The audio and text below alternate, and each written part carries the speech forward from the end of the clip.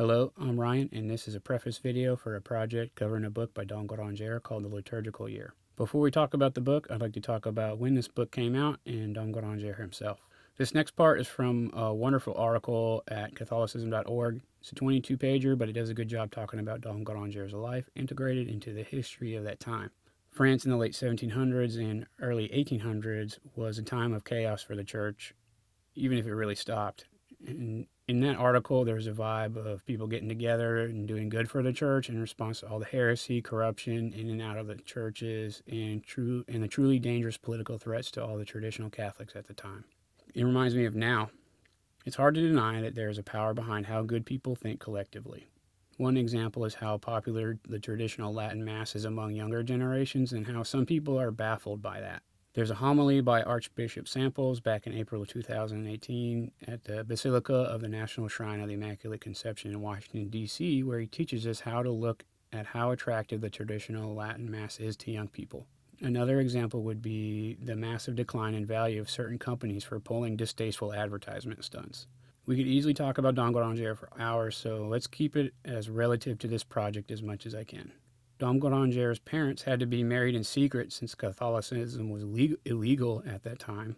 After being ordained in 1829, Dom Gueranger earned more serious responsibilities. He was part of the cathedral chapter, which advises bishops and governs in their absence.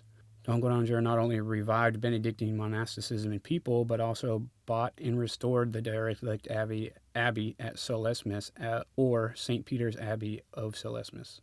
His work, The Liturgical Year, is the most thorough book on the Church's liturgy ever. When he died, only 9 of the 15 volumes were finished, and a monk assuming his name finished the work. The first 9 volumes of the Liturgical Year go from Advent to the end of Paschal time. In 2005, Dom Gueranger earned the title Servant of God, which is the first step towards being canonized as a saint. Now let's go over how this project is going to work. Number 1. Although studying gospel and our catechism fortifies our title as faithful, we need to understand that this is not like a catechism in a year or a Bible in a year type podcast. Sometimes of the year it's easy to keep up, but other parts of the year are lengthy. I'm not going to be able to keep up, and it's hard to keep up even if you had the book on your own shelf. For example, Passiontide and Holy Week are their own volume, and it's 644 pages. With that being said, the project will take several years. The end goal is to have the entire work available so you may have a convenient way to participate in the Mass as best you can. So let's take a break from me and read the general introduction written in 1867 by Henry Edward, who was the Archbishop of Westminster from 1865 to 1892. Introduction. The name of Dom Gueranger, Abbot of Solesmes, needs no recommendation. He has been long known, both in his own country and in England, by his pious and edifying works. The work, which is now put within the reach of those who use only our own language, is truly Benedictine in its aim and spirit. The sons of St. Dominic have attached themselves to the scientific theology of the Church, and their mission is to cry aloud in the streets as preachers and to stand in the breach as defenders of the faith.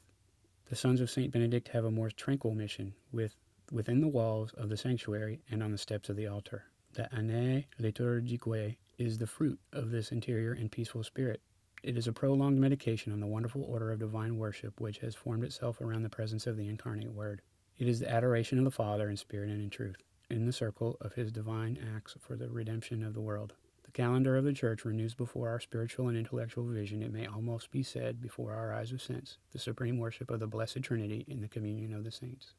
Into this interior world of heavenly beauty, splendor, and peace, the liturgy of the Church admits us day by day. And the Abbot of Solesmes has rendered a signal help to all who love this prelude of a better world, and this avenue to the vision of peace, by his beautiful and spiritual commentary on our seasons and solemnities. Our thanks are also due to the Reverend Father Shepherd, OSB, for the patience and care which he has undertaken in this translation. Henry Edward, Archbishop of Westminster, London, Feast of the Maternity of the Blessed Virgin Mary, 1867. And let's take a quick listen to how this book is structured.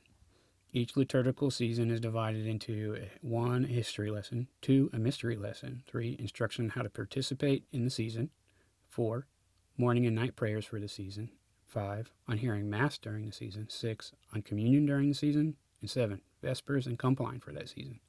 Part of the project will include scanned PDFs of this content to make participation in the liturgy more convenient. Your patience is appreciated as I try to keep up, and I do have I have to Photoshop some of these pages to keep things organized.